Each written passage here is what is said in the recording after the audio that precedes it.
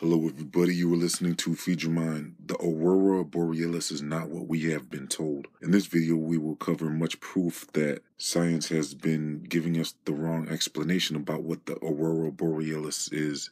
They don't really want you to know what it is because if you found out, it could change the world. What really tipped me off to the Aurora Borealis being much more than what we have been told is it's pretty obvious. I mean, all you have to do is just look at it and understand that this is not a normal thing. Science wants you to just believe, oh, it's just a normal thing, but it really is much more than that. And I've pretty much narrowed it down to two possibilities. Now, the thing is, the original scientific explanation with the sun does not have to be dismissed completely. I have a hypothesis on the Aurora Borealis that includes the sun and the moon as well.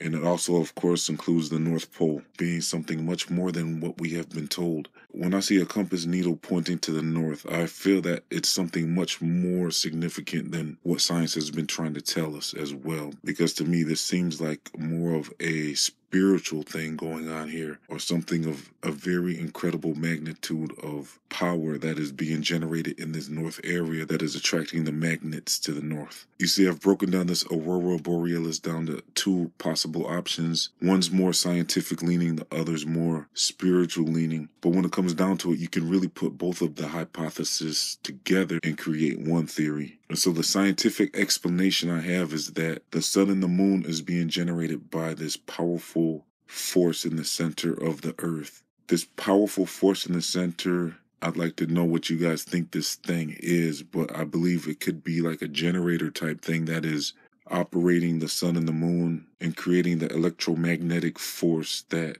propels the sun and the moon around the circle earth. And this energy that is being used is creating this Aurora Borealis. And it operates by how the glass dome firmament interacts with this electromagnetic current. And the current creates this electromagnetic field that we see as the Aurora Borealis, kind of like those glass balls that they sell you with the electricity, and you get to put your hands on it and the electricity creates this current, creating an energy field of light, kind of like the Aurora Borealis.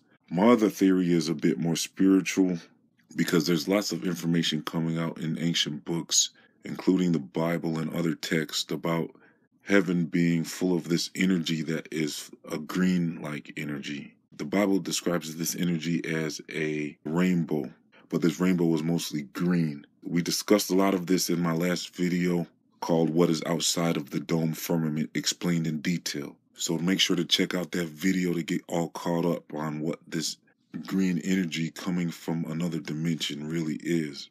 And so the center is kind of like a portal area where the green energy manifests out into this world. And this green substance is what we see as the Aurora Borealis. And it definitely could be spiritual in nature of what we're seeing. And so let me know in the comments section what theory you're gravitating towards more. Is it the scientific theory I presented where this force is propelling the sun and the moon, creating this electromagnetic type energy field that we see as the Aurora Borealis? Or are you leaning more towards the spiritual side of things where this energy is leaking into our world from the center area and it's really the energy that's coming from another dimension? And so yes, the Aurora Borealis can be seen both in the Antarctic and the Arctic area. But the thing is, when it comes to the Antarctic area, we don't really know for sure because nobody's really allowed to the Antarctic area, so we're taking their word for it. But let's just go with that for a while in this video, and let's say it's confirmed that you can see the Aurora Borealis in the Antarctic.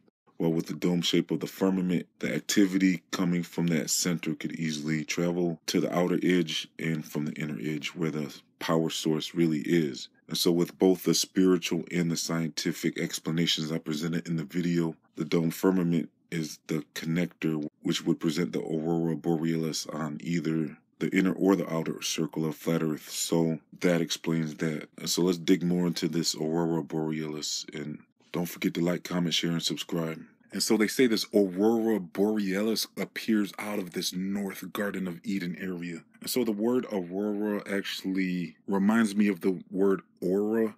And the aura is described as this electromagnetic energy field that surrounds people. It's supposed to be invisible. And they say this aura is actually associated with your frequency vibration and your feelings, your emotions, and your behavior. And so is this Aurora Borealis named after this aura energy field. And so you can see coming from the north these magnificent green lights in the sky. And it's very mysterious indeed, and I don't believe it's what science has been telling us it is.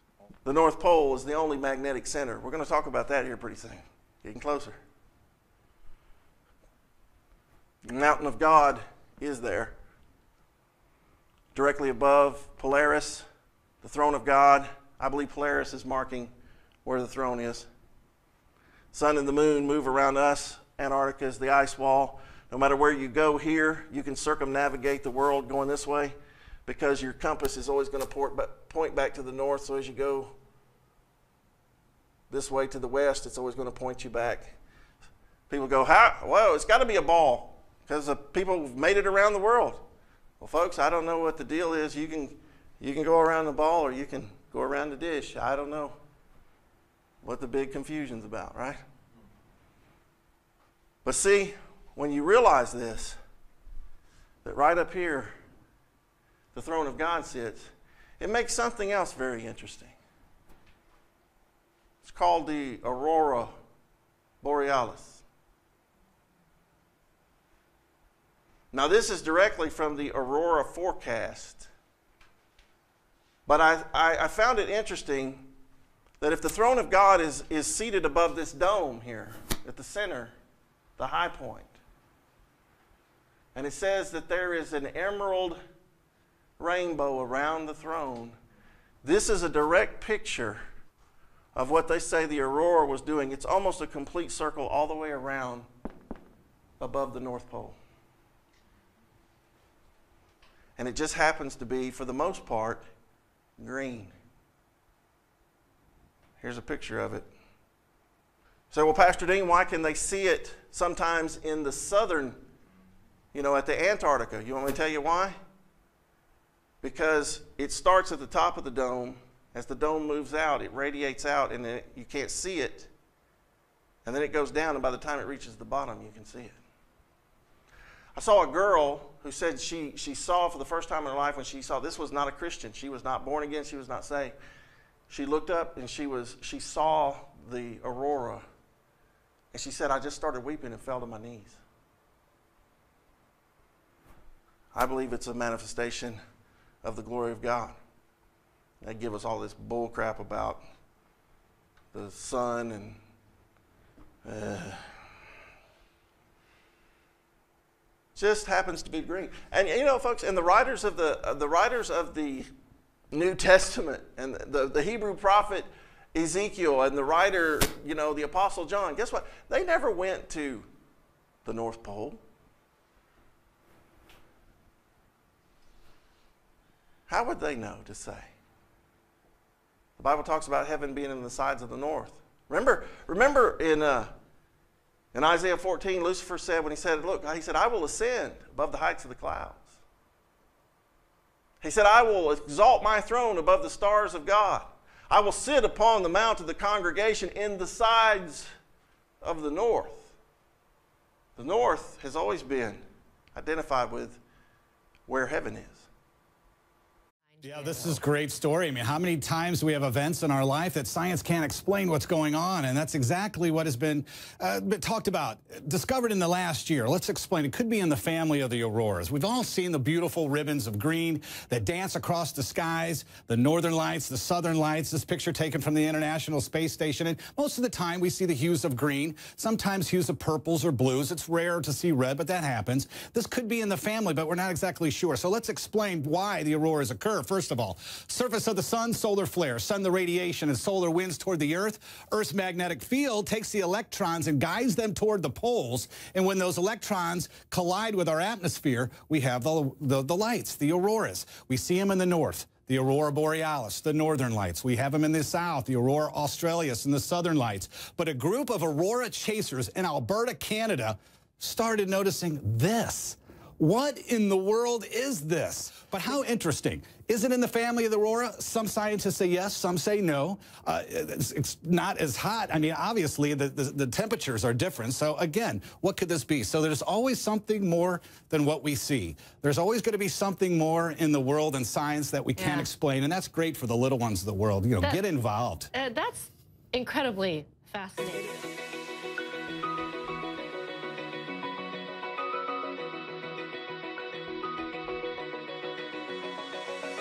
Open eye, feel the waves cut through me, hypnotized by the sounds I'm breathing in. Hold tight, chemicals collide. Hold tight, hold tight, hold tight. Dripping lights paint the skies, all because of you. Dripping lights paint the skies, only you can make me move. You can make me move. Can make me move. You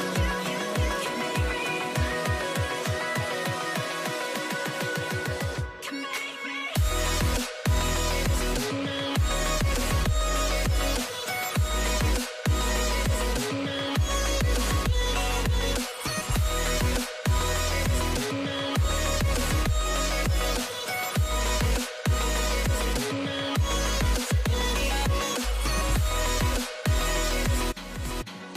Dripping lights paint the skies, all because of you. Dripping lights paint the sky. I was out on the sea ice, and suddenly off of Observation Hill comes rolling these just waves of green, like fairy dust, like a giant curtain of fairy dust just kind of undulating over me that filled the whole sky and just moved in waves across. And I thought, this is either what it looks like if aliens are about to abduct you, because it looks just like that green stuff coming down and almost like you feel like you could reach up and touch it. Or if you're a person who believes in heaven, maybe this is what you see when you go to heaven, I'm not sure. But it was really an emotional, life-changing experience for me. I mean, I really found myself not realizing I had done it when I figured out where my body position was. I was actually on my knees and I was crying. Like, that's how beautiful it was to me.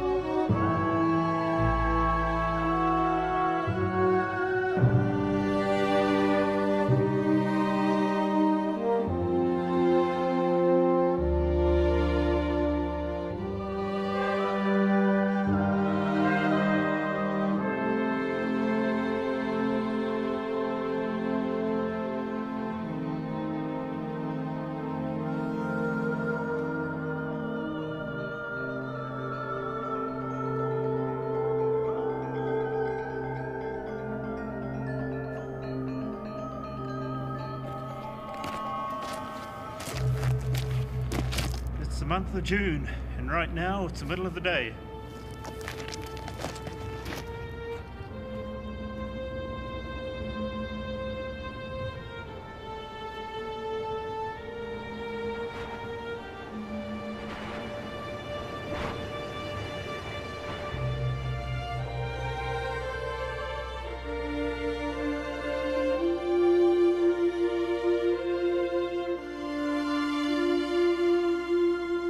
I grew up in a very rural area, so I could see the stars very well in rural Minnesota. And I've been in the mountains in, Colorado, and I thought, wow, the sky looks beautiful. But I never knew a star could flash like fluorescent pink, fluorescent green, fluorescent blue, white, like just in that rotation, just blink, blink, blink, blink, blink, one star. Like, it looks like a strobe light to me, and not just one. There's a lot of them that look like a strobe light up there. and you would never know. You'd never know what the sky looks like. It's wonderful.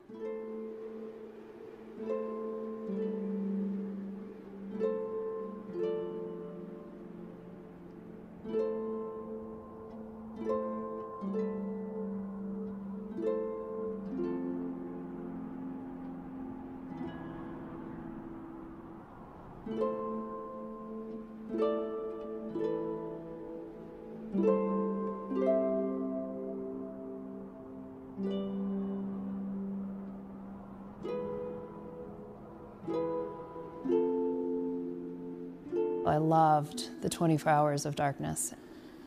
Maybe on full moon nights and other nights I would see the mountains, but sometimes I'd forget the mountains were even there. And so my entire world was just in the little spaces and, you know, walking around.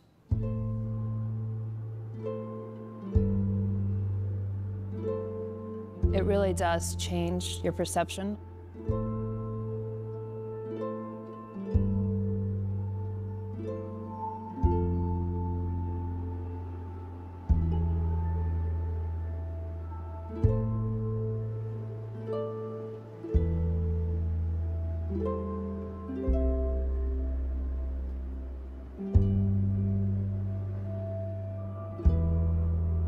Towards the end of summer, the thing I was most looking forward to was seeing darkness again. Like, I just wanted to see some nighttime. And now that it's nighttime, I don't really miss the day that much right now.